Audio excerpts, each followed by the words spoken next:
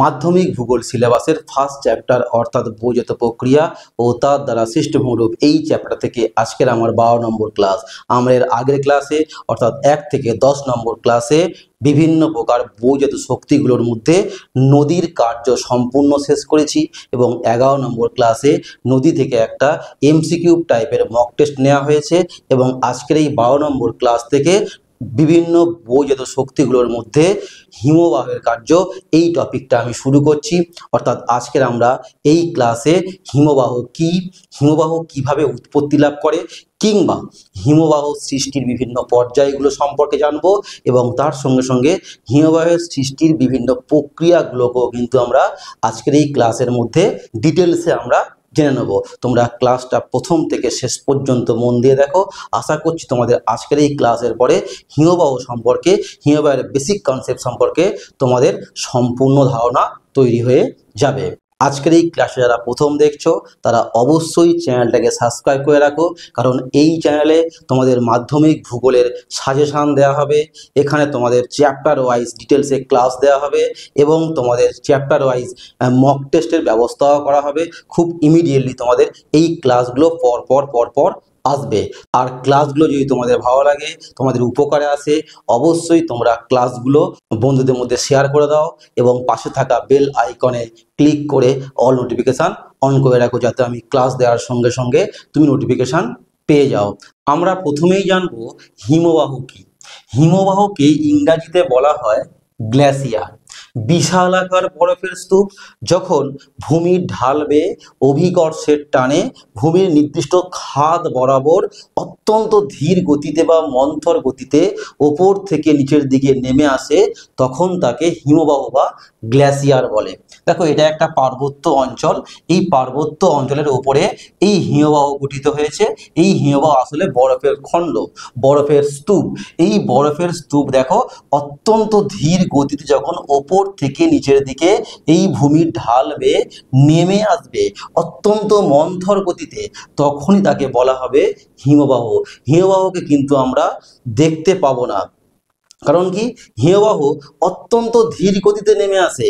মাত্র দিনে কয়েক সেমি থেকে কয়েক মিটার পর্যন্ত হিমবাহ গতিশীল হয়, যার ফলে হিমবাহের সামনে আমরা দাঁড়িয়ে থাকলেও হিমবাহ যে গতিশীল সেটা কিন্তু আমরা বুঝতে পারবো না। এখান থেকে তোমরা একটা গুরুত্বপূর্ণ অবজেক্টিভ মনে রাখবে, বর্তমানে পৃথিবীর দ্রুততম হিমবাহ হলো গ্রিনল্যান্ডের জ্যাকবসন। আর এই হিমবাহটা দিনে 46 মিটার, মাত্র দিনে 46 মিটার স্থান পরিবর্তন করে বা গতিশীল হয়। তাহলে বুঝে দেখো, সারা দিনে 24 ঘন্টায় মাত্রই 46 মিটার যদি গতিশীল হয় আমরা কখনোই দেখতে পাবো না। এটা আবার কি, পৃথিবীর সব থেকে দ্রুততম হিমবাহ। তাহলে বুঝতেই পারছো, হিমবাহটা তত বিশাল আকার বরফের স্তূপ যখন ওপর থেকে নিচের দিকে নেমে আসে, আমরা মনে করব যেন পার্বত্য অঞ্চলে বরফ ঢেকে আছে, আসলে ওটা কিন্তু অত্যন্ত ধীর গতিতে গতিশীল। একেই আমরা মোটামুটি হিমবাহ বলবো। তোমরা ছবিতে দেখতে পাচ্ছ হিমবাহটা আসলে বাস্তবে কেমন দেখতে হয়।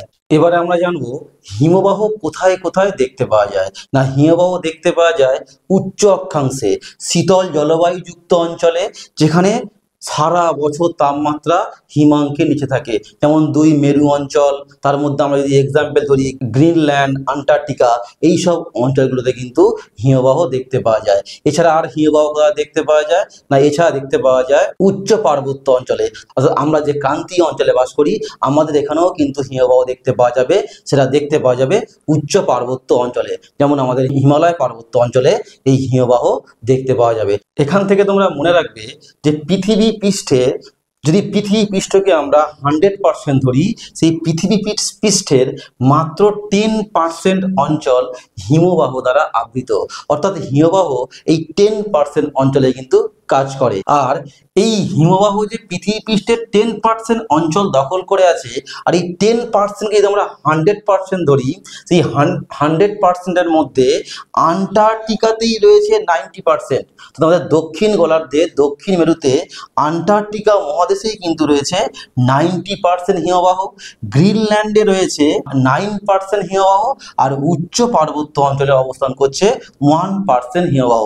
আর এই আন্টার্কটিকা আর এই গ্রিনল্যান্ড মিলিয়ে কিন্তু 99% হিমবাহ অবস্থান করছে। তাহলে আমরা এখান থেকে বুঝলাম দুই মেরু অঞ্চলে, অর্থাৎ উপরে গ্রিনল্যান্ড আর নিচে আমাদের দক্ষিণ গোলার্ধে আন্টার্কটিকা, এই দুই অঞ্চলেই কিন্তু হিমবাহ সব থেকে বেশি পরিমাণে আছে। আর উচ্চ পার্বত্য অঞ্চলগুলোতে মাত্র 1% হিমবাহ অবস্থান করছে।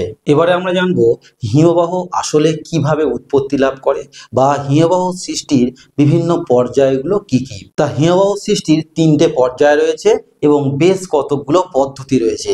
এই হিমবাহ সৃষ্টির পর্যায়গুলো এবং পদ্ধতিগুলো জানার আগে আমাদের জেনে নিতে হবে স্নোফল বা তুষারপাত কি। না, আমরা ক্রান্তীয় অঞ্চলে বাস করি, উষ্ণমণ্ডলে বাস করি, আমাদের এখানে কি হয় না বৃষ্টিপাত হয়। ভূপৃষ্ঠের জল সূর্যের তাপে উষ্ণ হয়, জলীয় বাষ্পরূপে ওপরে উঠে যায়, ওপরে উঠে গিয়ে ঘনীভবন হয়, ঘনীভবন হয়ে ছোট ছোট জলকণায় পরিণত হয়, আর সেই জলকণা অভিকর্ষের টানে ভূপৃষ্ঠে নেমে এসে বৃষ্টিপাত ঘটায়। ঠিক পার্বত্য অঞ্চলে, উচ্চ পার্বত্য অঞ্চলে কিংবা দুই মেরু অঞ্চলে, শীতল জলবায়ুযুক্ত অঞ্চলে সেখানে কিন্তু বৃষ্টিপাত হয় না। সেখানে কি হয়, সেখানে বৃষ্টিপাতের পরিবর্তে ওই জলীয় বাষ্প সরাসরি ছোট্ট ছোট বরফ কণায় পরিণত হয়, আর সেগুলো যখন ওপর থেকে নেমে আসে তখন সেগুলোকে বলা হয় তুষারপাত বা স্নোফল। অর্থাৎ পার্বত্য অঞ্চল কিংবা দুই মেরু অঞ্চল, শীতল জলবায়ুযুক্ত অঞ্চলে, এক কথায় শীতল জলবায়ুযুক্ত অঞ্চলে তুষারপাত হয়। আর এই তুষারপাতের ফলেই এই তুষার দিনের পর দিন ক্রমাগত স্তরে স্তরে সঞ্চিত হয়ে কঠিন হয়ে এক সময় কঠিন বরফ, অর্থাৎ কঠিন বরফ স্তূপ অর্থাৎ হিমবাহের জন্ম দেয়। আর সেই হিমবাহ সৃষ্টি প্রধানত 3টে পর্যায়ে হয়। প্রথম পর্যায়, এই প্রথম পর্যায়টাকে বলা হয় কি নেভে বলা হয়। দেখো এই তুষারপাত হচ্ছে, এই তুষারপাত কি হয় না, এই যে ছোট ছোট কণা, বরফের ছোট ছোট বরফের কণা কি হয় না এইভাবে ভূপৃষ্ঠে, আমি এটা ভূপৃষ্ঠে বলছি, এই ভূপৃষ্ঠে আপাতত পড়ছে। এই ভূপৃষ্ঠে পড়ার ফলে কি হয়, যে একটা আলগা স্তর হয়, মানে হালকা পেঁজা তুলোর মতো দেখতে একটা ঝুরঝুরে স্তর সৃষ্টি করে। আর এই স্তরটাকেই বলা হবে নেভে। অর্থাৎ প্রাথমিক পর্যায়ে যখন বায়ুমণ্ডলের ওপরে তুষার কণাগুলো থাকছে তখন তাকে তুষার কণা বলা হচ্ছে। ওই তুষার কণাগুলো যখন ভূপৃষ্ঠে পড়ছে, ভূপৃষ্ঠে পড়ে এইভাবে স্তরে স্তরে সঞ্চিত হচ্ছে, ভূপৃষ্ঠে পড়ে এইভাবে সঞ্চিত হচ্ছে, তখন তাকে বলা হচ্ছে নেভে। এই নেভের আসলে, এই নেভের মধ্যে দেখো এই একটা কণা, এই একটা কণা, এই নেভের মধ্যে আসলে প্রচুর বায়ু থাকে। প্রায় এই নেভের মধ্যে 90% বায়ু থাকে। আর নেভে কেমন দেখতে, হালকা পেঁজা তুলোর মতো ঝুরঝুরে, যেমন তুলোকে বিছিয়ে দিলে ঠিক যেমনটা হয় সেরকম নেভে দেখতে হয়। আর এর ভেতরে কি থাকে না 90% বায়ু থাকে, একদম আলগা একটা স্তর। এই তোমরা যে চাঁচা বরফ খাও না, এই চাঁচা বরফটাই কিন্তু আসলে এক ধরনের আমরা বলতে পারি নেভে। এই নেভের ঘনত্ব হয় 0.06 থেকে 0.16 গ্রাম পার কিউবিক সেন্টিমিটার। অর্থাৎ এই হচ্ছে ঘনত্ব, অর্থাৎ একদম কম ঘনত্বযুক্ত একটা তুষার স্তরকেই আমরা বলবো নেভে। এখান থেকে তোমাদের প্রশ্ন করা হতে পারে যে হিমবাহ সৃষ্টির প্রাথমিক পর্যায় বা প্রথম পর্যায়কে কি বলা হবে, তাহলে অ্যান্সারটা কি হবে না নেভে। এবার দেখো নেভের ওপরে আবার তুষারপাত হওয়ার ফলে কি হবে না নেভের ওপরে চাপ পড়বে। চাঁচা বরফকে যখন তোমরা চাপ দেবে তখন কি হবে, সে আস্তে আস্তে তার আয়তন কি কমে যাবে, ঘনত্ব বেড়ে যাবে। এই মুহূর্তে এই অংশটা হচ্ছে কি নেভে। এই নেভে কি করলো, নিচের স্তর দেখো আগে ছিল এটা নেভে, এই স্তরটাকে এখন এই স্তরটা হয়ে গেল এই রকম। কেন হয়ে গেল, কারণ এর উপরে আবার তুষারপাত হয়েছে, এই মুহূর্তে এই অংশটা হয়ে গেল নেভে। এ চাপ দেওয়ার সঙ্গে সঙ্গে কি হলো না এখানে এই তুষারপাত কণাগুলো একে অপরের সঙ্গে জমাট বেঁধে কি করছে, তাদের নেভেগুলো একে অপরের সঙ্গে কি হচ্ছে জমাট বাঁধছে। আর জমাট বাঁধার ফলে কি হচ্ছে, বায়ুগুলো বেশিরভাগ বায়ুটা বেরিয়ে যাচ্ছে, তখন নেভেগুলো আরও সংঘবদ্ধ হচ্ছে, নেভেগুলো আরও সংঘবদ্ধ হয়ে অর্থাৎ নেভে থেকে আরও দৃঢ়, আরও জমাটবদ্ধ তুষারের স্তরটাকেই বলা হবে ফার্ন বা ফিন। কি বলা হবে? ফার্ন বা ফিন। তাহলে কি হলো? প্রথমে তৈরি হয় নেভে, নেভের ওপরে আবার তুষারপাত হয়, তুষারপাত হওয়ার ফলে নেভেগুলো কি হয় না একে অপরের সঙ্গে সংঘবদ্ধ হয়ে একে অপরের সঙ্গে জুড়ে যায়। এখানে তোমরা মনে রাখবে, এই নেভে থেকে ফার্ন কিংবা ফার্ন থেকে কঠিন বরফ তৈরি হওয়ার ক্ষেত্রে এই বেশ কয়েকটা পদ্ধতি আছে। সাবলিমেশন, পুনঃশিলীভবন, গলন, পুনঃকেলাসীভবন আর সংঘবদ্ধতা। তবে আমি সবকটা পদ্ধতি বলবো না, কারণ তোমাদের দরকার নেই। তোমরা শুধুমাত্র এই পুনঃশিলীভবন বা রেজেলেশন বা পুনঃজমাটন এই পদ্ধতিটা জানতে পারলেই তোমাদের হয়ে যাবে। এই পদ্ধতিটা কেমন? যখন চাপের ফলে বরফ জল হয়ে যায়, আবার চাপ কমে গেলে জল বরফ হয়ে যায়।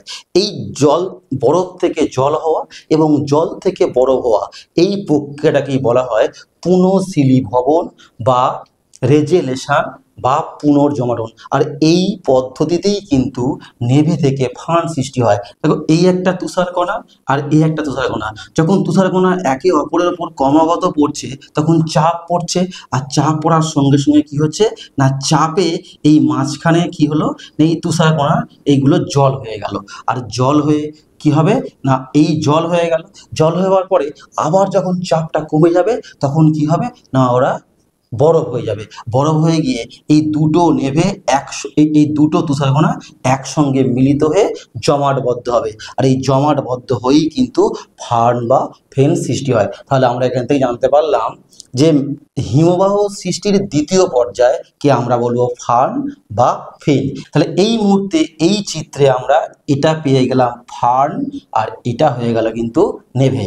আমরা আগেই জানলাম যে নেভের ঘনত্ব 0.06 থেকে 0.16, নেভের থেকে এই ফার্নের কিন্তু ঘনত্ব অপেক্ষাকৃত বেশি হয়। এর ঘনত্ব কত হয় না এর ঘনত্ব হয় 0.4 থেকে 0.84 গ্রাম পার কিউবিক সেন্টিমিটার। এবার দেখো এর উপর আবার তুষারপাত হচ্ছে, তুষারপাত হওয়ার ফলে কি হলো, এই মুহূর্তে এটা হচ্ছে নেভে, এটা হচ্ছে ফার্ন, আর এর নিচে অর্থাৎ এই যে অংশটা ছিল ফার্নটা ছিল বা ফিনটা ছিল, এই ফিনে কিন্তু আরও সংঘবদ্ধ হলো। সেই একই প্রক্রিয়া, সেই পুনঃশিলীভবন। আমি অন্যান্য পদ্ধতিগুলোর কথা কিন্তু বলছি না, ওই একটা পদ্ধতিকে তোমরা মনে রাখলেই হবে। এই একটা পদ্ধতিতেই অর্থাৎ পুনঃশিলীভবন পদ্ধতিতেই কি হচ্ছে না এই ফার্ন আরও সংঘবদ্ধ হচ্ছে, আরও সংঘবদ্ধ হয়ে অর্থাৎ ফার্ন অপেক্ষা আরও দৃঢ় যে কঠিন বরফের স্তর তৈরি করছে তাকে বলা হচ্ছে কঠিন বরফ বা আইস। আর এই বরফ যখন বিশাল আকার অঞ্চল ধারণ করছে তখন তাকে বলা হচ্ছে হিমবাহ। তাহলে এই মুহূর্তে দেখো এই স্তরটা হলো কি না কঠিন বরফ, হিমবাহ। এর উপরে তাহলে কি থাকছে, এর উপরে থাকছে ফার্ন, আর তার উপরে থাকছে নেভে। আবার পরবর্তীকালে এরপর আবার যখন তুষারপাত হবে তখন এই অংশটা কি হয়ে যাবে, এই অংশটা হয়ে যাবে কঠিন বরফ, তখন এই টোটাল অংশটা কি হয়ে যাবে না হিমবাহ হবে। আরও হলো এইভাবে স্তরে স্তরে হিমবাহটা গঠিত হয়। একটা হিমবাহ মোটামুটি সম্পূর্ণ গঠিত হতে প্রায় 20 থেকে 30 বছর সময় লাগে। আর এই কঠিন বরফ বা আইসের ঘনত্ব 0.9 গ্রাম পার কিউবিক সেন্টিমিটার। এবারে দেখো এই হিমবাহ কিভাবে গতিশীল হয়।